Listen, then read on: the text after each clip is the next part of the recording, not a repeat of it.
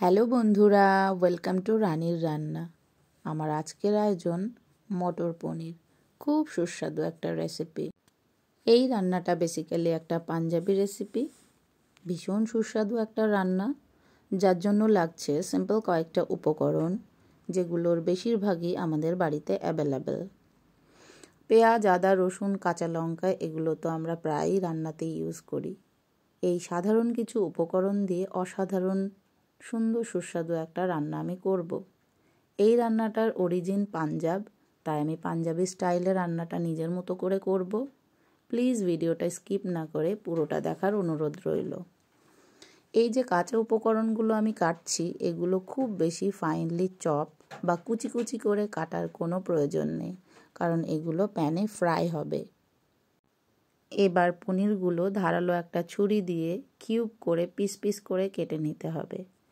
আর সবুজ মটরশুঁটিগুলো 80% সিদ্ধ করে ঠান্ডা জল, মানে আইস কুল ঠান্ডা জলের মধ্যে ডুবিয়ে রাখতে হবে, তাহলে এর সবুজ রঙটা নষ্ট হবে না। একটা কড়াইয়ে পরিমাণ মতো তেল নিয়ে তেলটা গরম হলে পনিরের টুকরোগুলো লাল লাল করে ভেজে নিতে হবে। এখানে একটা ছোট্ট টিপস, যখন যে রান্নাতেই পনির ইউজ করবেন, পনিরগুলো ভেজে ইমিডিয়েটলি জলের মধ্যে ভিজিয়ে রাখবেন কয়েক মিনিট, তাহলে পনিরগুলো শক্ত হয়ে যাবে না, খুব সুন্দর নরম আর সফট থাকবে। পনিরগুলো আমার লাল করে ভাজা হয়ে গেল। এবার আমি কয়েক মিনিটের জন্য জলের মধ্যে ভিজিয়ে রাখবো।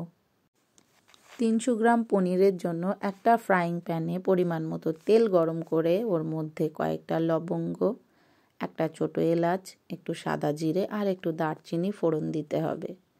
এবার ওই তেলের মধ্যে কিউব করে কেটে রাখা পেঁয়াজের টুকরোগুলো, স্লাইস করা রসুনের ক্লোবগুলো দিতে হবে। ভালো করে নাড়াচাড়া করতে হবে। এই অবস্থাতে গ্যাসের ফ্লেমটা খুব বেশি বাড়িয়ে দেওয়া যাবে না, নইলে পেঁয়াজগুলো লাল হয়ে যাবে। আর পেঁয়াজটা বেশি লাল করব না, এটা একটু ট্রান্সপারেন্ট হলে আমি কাঁচা লঙ্কা কুচি আর আদার টুকরোগুলো দিয়ে দেব। পেঁয়াজ, কাঁচা লঙ্কা, আদা এগুলো কন্টিনিউয়াসলি নেড়েই যেতে হবে, যাতে করে লাল লাল হয়ে না যায়। এবার আমি একটু লবণ অ্যাড করব, যাতে করে লবণ কোনো তরকারিতে দিলে সেই তরকারি বা সেই মশলা খুব তাড়াতাড়ি সিদ্ধ হয়ে যায়। এবার টমেটো কুচিগুলো দেব। টমেটো কুচি আর পেঁয়াজ একসঙ্গে খুব সুন্দর করে সিদ্ধ হয়ে যাবে ওই লবণটা দেওয়ার জন্য। গ্যাসের ফ্লেমটা কিন্তু বাড়ালে চলবে না, মিডিয়াম ফ্লেমে এই পেঁয়াজ, আদা, রসুন, টমেটো এই মিশ্রণটা সুন্দর করে নাড়াচাড়া করতে হবে।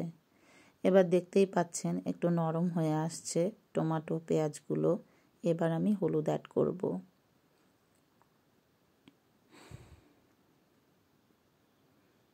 এবার দেব আমি কাশ্মীরি লঙ্কা গুঁড়ো, আর একটু বেশি ঝাল হয় সেই রকম লঙ্কা গুঁড়ো। লঙ্কা গুঁড়োটা একটু বেশি দেওয়াই ভালো, কারণ টমেটো আর পেঁয়াজ অনেক পরিমাণে দেওয়া হচ্ছে, একটু ঝাল ঝাল না হলে খেতে ভালো লাগবে না। সুন্দর করে নাড়াচাড়া করে একদম নরম হয়ে আসবে যখন, তখন এই মশলাটা মিক্সার গ্রাইন্ডারে পেস্ট করে নিতে হবে। যাদের বাড়িতে মিক্সচার গ্রাইন্ডার নেই, তারা কিন্তু শিল পাটাতেও বাটতে পারে মশলাটা। এবার কাজু বাদাম দেওয়া হলো। কাজু বাদাম দিলে কি হবে, একটা সুন্দর রিচ একটা ফ্লেভার আসবে রান্নাটার মধ্যে। এবার এটা আমি মিক্সার গ্রাইন্ডারে পেস্ট করব। রান্নার একদম শেষ পর্যায়ে চলে এসেছি আমি। এবার একটা বড় কড়াইয়ের মধ্যে বেশ খানিকটা সাদা তেল গরম করে লবঙ্গ, সামান্য একটু দারচিনি, হলুদ গুঁড়ো আর কাশ্মীরি লঙ্কার গুঁড়ো দিতে হবে। খেয়াল রাখতে হবে এই পর্যায়ে যেন মশলাগুলো পুড়ে না যায়।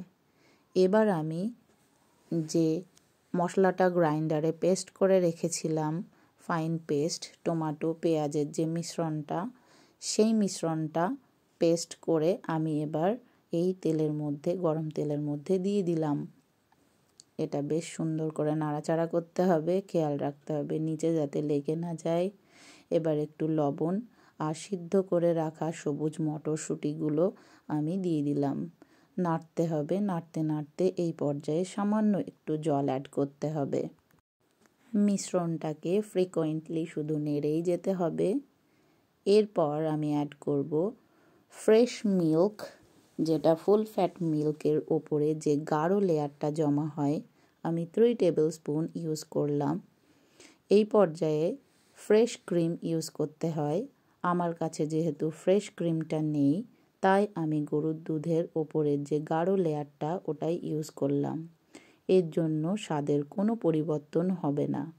এবার স্লাইস করা যে পনিরের টুকরোগুলো ভাজা জলে ভিজিয়ে রাখা ছিল, সেগুলো জল ঝরিয়ে ওইগুলো আমি রান্নার মধ্যে অ্যাড করে দিলাম। এবার আমি একে একে গ্রিন হার্বগুলো ইউজ করব। কসুরি মেথি, এটা শুকনো মেথি পাতা, এই রান্নাটার প্রধান মশলা বললেই চলে। এই মশলাটা হাতে ক্রাশ করে আমি ছড়িয়ে দিলাম। ধনেপাতাটাও ছড়িয়ে দিলাম, কুচি করা ধনেপাতা। এই দুটো হার্ব এই রান্নাটার একদম টেস্ট অনেকটা ওপরের লেভেল পর্যন্ত পৌঁছে দেবে। খুব সুন্দর স্বাদ আর গন্ধ আসবে রান্নাটাতে। রান্নাটা অসাধারণ একটা রান্না, আপনারা প্লিজ বাড়িতে ট্রাই করবেন। Thank you.